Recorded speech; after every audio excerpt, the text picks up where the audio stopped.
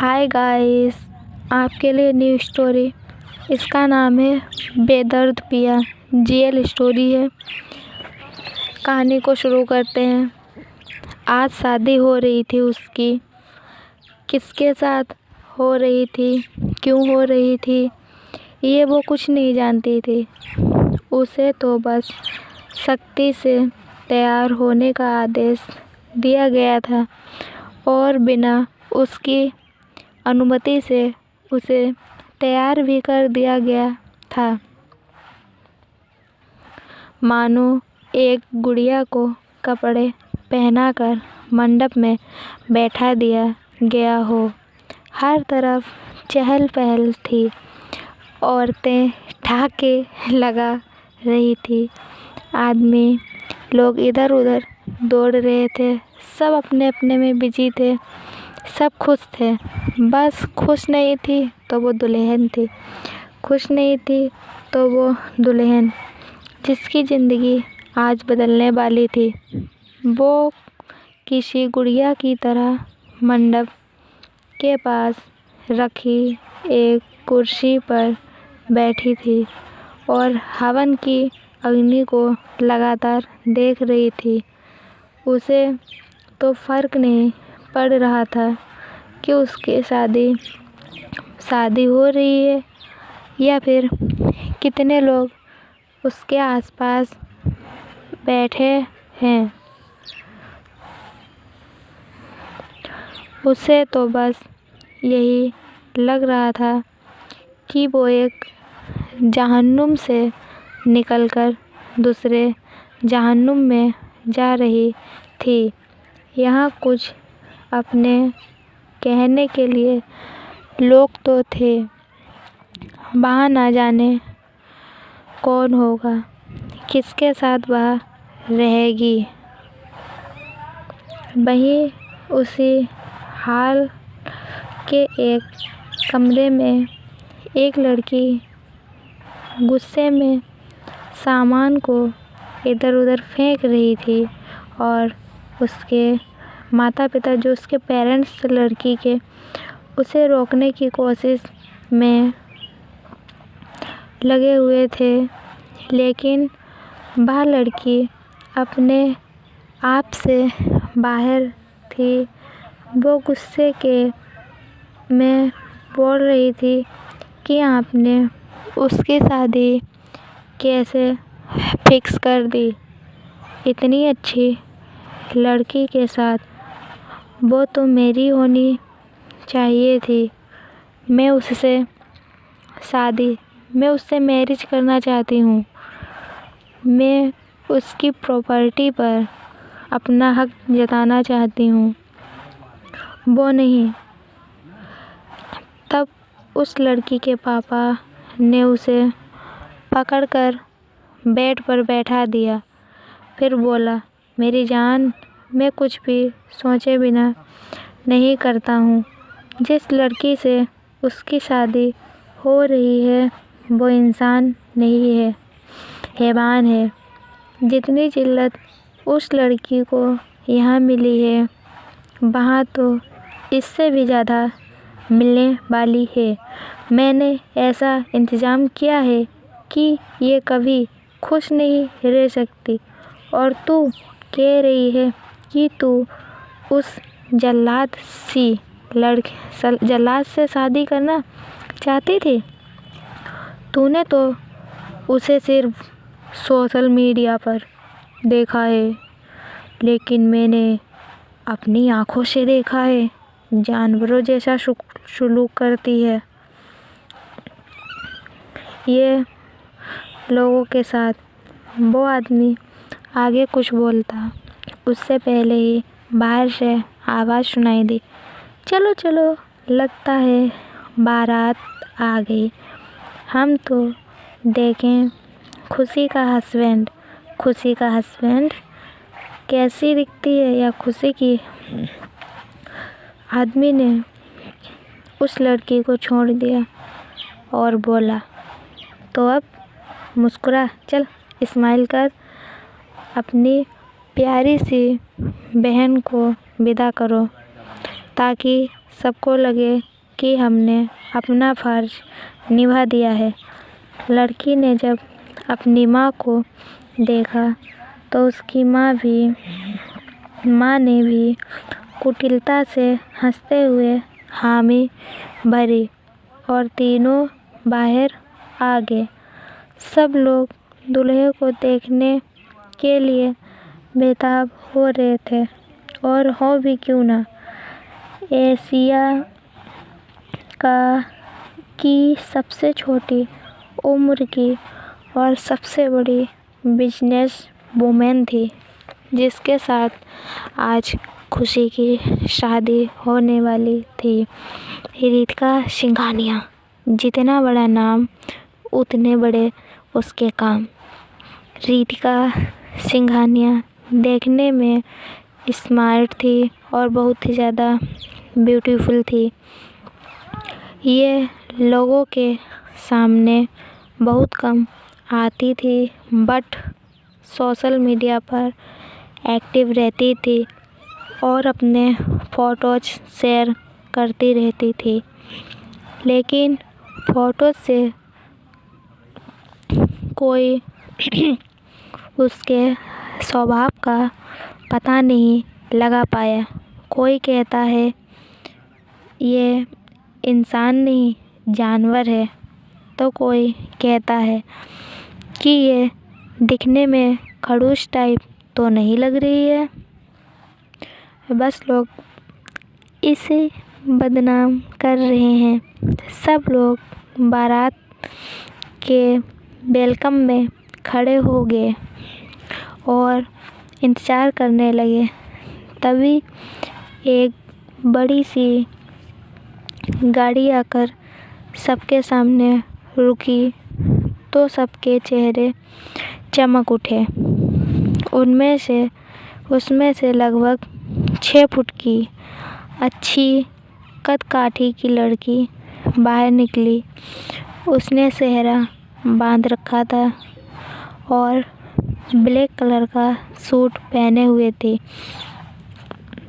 सेहरा रहने की वजह से किसी को उसका फेस नहीं दिखाई दे रहा था, लेकिन लोग तो उसे ऐसे देखकर ही खुश हो रहे थे मानो कोई देवी आसमान से उतर कर आई हो है।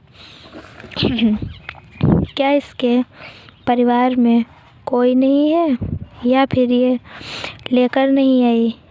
रितिका जैसे ही सबके पास पहुंची, सबके मुंह बंद हो गए और एक छोटी मुस्कान सबके चेहरों पर खिल गई।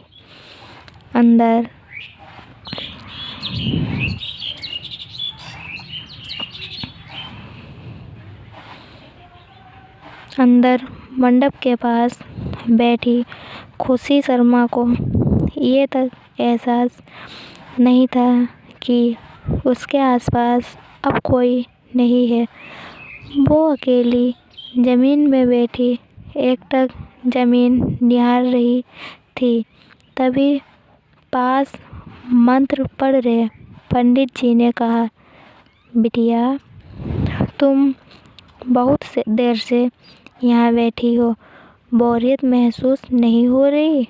पंडित जी के अचानक बोलने से खुशी थोड़ा डर गई और बिना कुछ बोले सीधी होकर बैठ गई। पंडित जी ने फिर से मंत्र बोलने शुरू कर दिए। बाहर खुशी की चाची रितिका की आरती कर रही थी और शादी की सभी रस्में अच्छे से निभा रही थी। तभी एक औरत ने रितिका को देखते हुए कहा, बेटा आप अकेले आए हो, आपके परिवार वाले नहीं आए? रितिका ने अपना चेहरा ऊपर करते हुए कहा, आपकी बेटी भी तो अकेली ही जाएगी और शादी मुझे करनी है, परिवार वालों को नहीं। इसलिए ज़्यादा दिमाग मत लगाइए।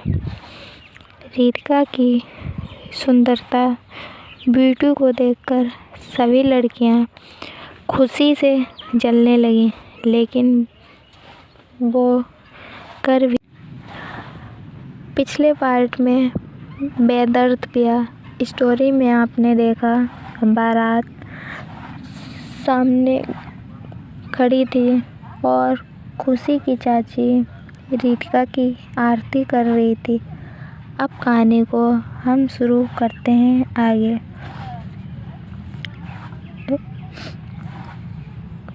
रितिका की स्मार्टनेस और ब्यूटी को देखकर सभी लड़कियां खुशी से जलने लगीं, लेकिन वो कर भी क्या सकती थी।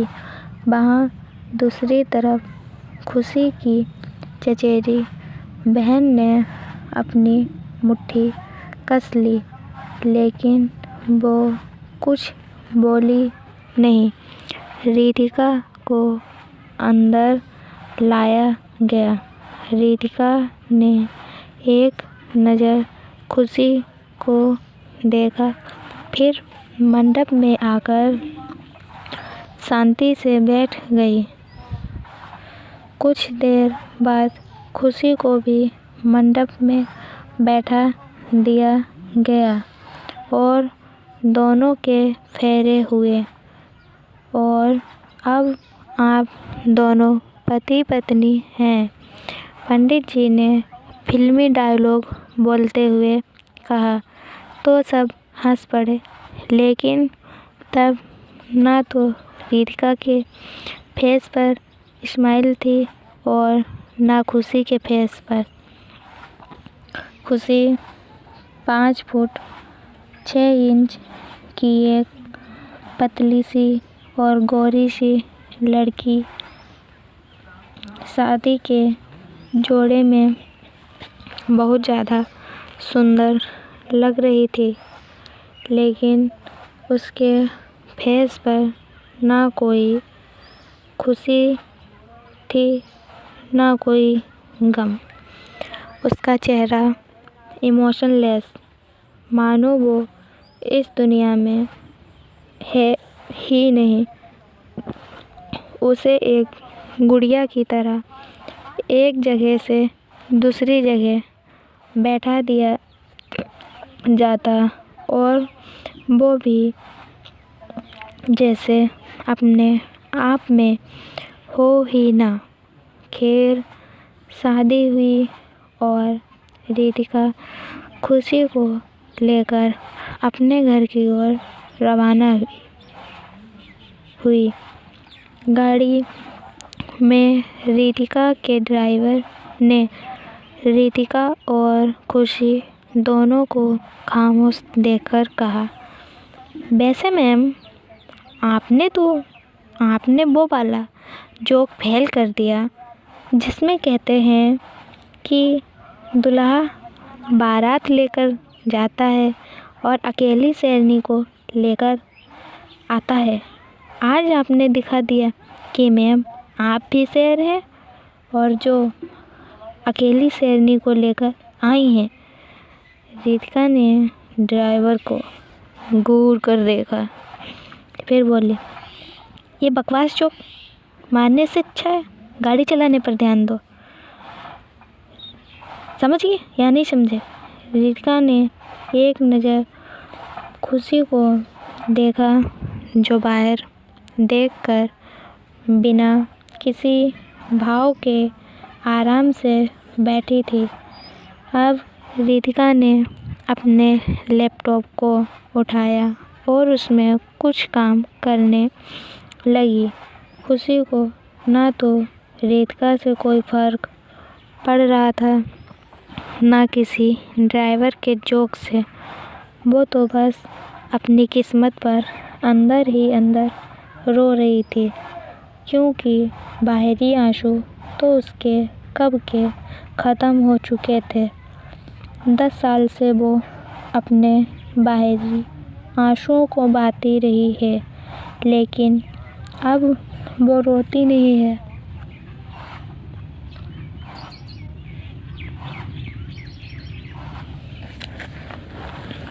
जो होता है उसे सहती और बस सहती ही है। चाचा चाची और बहन के जुल्मों की सारी हदें पार हो चुकी थी और अब उससे बिना बताए शादी कर दी गई। उसने इन 10 इयर्स में अपने आप को चुप्पी में कैद कर लिया था। अब उसे कोई कुछ कहता तो वो बिना कुछ बोले मान जाती है। बोलना हंसना तो वो भूल ही गई है। उसकी ज़िंदगी में बोलने और हंसने की ना कोई वजह थी और ना कोई ऐसा था जो उससे बात करना चाहता हो। इसीलिए उसने अपने आप को अपने अंदर ही समेट लिया था। रितिका का घर आ चुका था। रितिका बाहर निकल गई, लेकिन खुशी अभी बैठी रही, क्योंकि उसे नहीं पता था कि अगर घर आया है या नहीं और आगे क्या करना है। वो इन सब बातों से अनजान थी। जब रितिका ने खुशी को अपने आसपास नहीं पाया तो उसने मुड़कर देखा। खुशी अभी भी एक्सप्रेशनलेस होकर बैठी थी। अब रितिका के फेस पर गुस्से के भाव आ गए, लेकिन तभी एक दुबला पतला सा लड़का उसकी ओर दौड़ता हुआ आया। उसकी उम्र लगभग 17 साल थी। उसने रितिका से कहा, मैम, मैं ले आता हूँ। मैम साहब को रितिका ने उस लड़के को खुशी को लाने का इशारा किया तो लड़का दौड़कर खुशी के पास आ गया और कार का दरवाज़ा खोलकर बोला, मैडम, घर आ गया है, आप बाहर आ जाइए। रितिका मैम आपका वेट कर रही हैं। खुशी ने अपने लहंगों को संभाला और बाहर आ गई। वो एक बहुत ही सुंदर से घर के बाहर खड़ी थी, जिसे देखकर खुशी को थोड़ा सुकून मिला। अब वो पलटी तो सामने वाइट स्टोन से बना एक बहुत ही ब्यूटीफुल बंगला था। तभी उसकी नज़र रितिका पर पड़ी। रितिका खुशी की तरह बिना किसी भाव के देख रही थी। तभी लड़के ने खुशी को चलने के लिए कहा तो खुशी चलते हुए रितिका के पास आ गई। जैसे ही खुशी रितिका के पास आकर खड़ी हुई, रितिका उससे दूर होते हुए लड़के से बोली, जोली, इसे यहाँ के रूल्स और बाकी काम समझा दो। अगर इससे एक भी गलती हुई तो सज़ा तुझे मिलेगी। लड़का, जिसका नाम जोली था, उसने हाँ में सिर हिलाया तो रितिका यह कहकर चली गई। वहीं खुशी रितिका को हैरानी से जाते हुए देखने लगी। जोली ने खुशी को देखकर कहा, आप बहुत सुंदर हैं मैम। खुशी ने खाली नज़रों से जोली को देखा और अंदर ही अंदर उसे एहसास हुआ कि उसकी पूरी लाइफ में पहली बार किसी ने उसकी तारीफ़ की है, उसको इस तरह से रिस्पेक्ट दी है।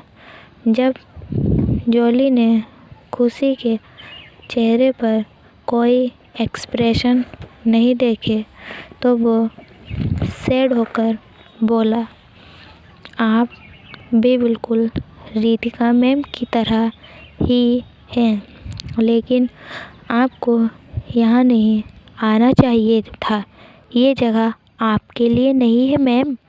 खुशी ने बिना कुछ के चलना शुरू कर दिया तो जॉली भी उसके साथ चलते हुए बोला, आप इस घर में पहली औरत हैं।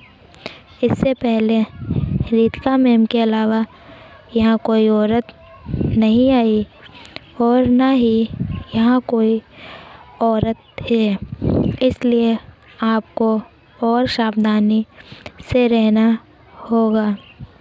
जॉली अब खुशी के आगे आगे चलने लगा और फिर बोला, यहाँ सब लोग बहुत कम बातें करते हैं, सब अपने काम से काम रखते हैं। वैसे तो रितिका मैम ही हैं यहाँ, और अब आप और एक कमरे में वृद्ध आदमी जो कभी बाहर नहीं आते हैं, शायद वो बीमार हैं और आपको सुबह 8 बजे ब्रेकफास्ट के लिए डाइनिंग टेबल पर आना है। 1 मिनट भी लेट होने पर आपको नाश्ता नहीं दिया जाएगा। नाश्ते की टेबल पर ही रितिका मैम से आपकी मुलाकात होगी और आपको उनसे जो भी बात करनी हो आप वहाँ कर सकती हैं। फिर दोपहर का खाना आपके कमरे में पहुँचा दिया जाएगा। आप बाहर नहीं आएंगी क्योंकि तब मैम यहाँ नहीं होंगी। नाइट में 10 बजे आपको फिर से डाइनिंग टेबल पर आना है खाने के लिए। इस वक्त आपको कोई बात नहीं करनी है क्योंकि मैम काम करके थक जाती हैं और उस टाइम गुस्से में रहती हैं। जॉली ने सारा काम ऐसे बताया जैसे उसने रट रखा हो। खुशी अब अंदर आ चुकी थी। एक से बढ़कर एक आलीशान कमरे थे। यहाँ खुशी ने उदास आँखों से सब कुछ देखा। जॉली ने खुशी को उसके कमरे तक पहुँचा दिया और वापस चला गया। खुशी आकर अब बेड पर बैठकर लंबी लंबी सांस लेने लगी। कहाँ तो उसने सोचा था कि शादी के बाद तो उसे इस तरह जिल्लत की ज़िंदगी नहीं जीनी पड़ेगी, और कहाँ आज से उसे यहाँ आते ही उसे घर के रूल्स सुना दिए गए कि 8 बजे ब्रेकफास्ट, 11 बजे लंच कमरे में ही करना है और फिर नाइट में 10 बजे फिर डिनर करना है। एक लड़की दुल्हन बनकर हज़ारों ख्वाब और ख्वाहिश रखती है और चाहती है कि ससुराल में उसे वो सब मिले जिसकी ख्वाहिश उसने की थी, लेकिन यहाँ तो बिल्कुल अपोजिट था। खुशी के यहाँ आने पर किसी ने स्वागत नहीं किया, ना ही कोई रस्म की गई। उसे ऐसा लग रहा था मानो वो खरीद कर लाई गई हो या फिर किसी समझौते के तहत लाई गई हो। खुशी ने अपनी आँखों को बंद किया और बेड पर लेट गई पूरे दिन से थकी होने के कारण उसे नींद आ गई। रितिका बाहर से एक कमरे में आ गई जहाँ एक बूढ़ा आदमी लेटा हुआ था। रितिका ने उसके हाथ को अपने हाथ में रखकर कहा, दादाजी, मैंने आपकी वसीयत के मुताबिक अब शादी कर ली है। मुझे नहीं पता आप मेरी शादी क्यों करवाना चाहते थे, लेकिन जब मैंने आपकी वसीयत पढ़ी तो मुझे लगा शायद आपको इसी से आपकी खुशी होगी। अब आप जल्दी से ठीक हो जाइए। बूढ़ा आदमी जो बोल नहीं रहा था वो बस रितिका को देख रहा था। तभी रितिका उठी और वहाँ से चली गई। यहीं पर हमारा ये पार्ट ख़त्म होता है। मिलते हैं फिर अगले पार्ट में। बेदर्द प्यार। खुश रहिए, देखते रहिए। Good night.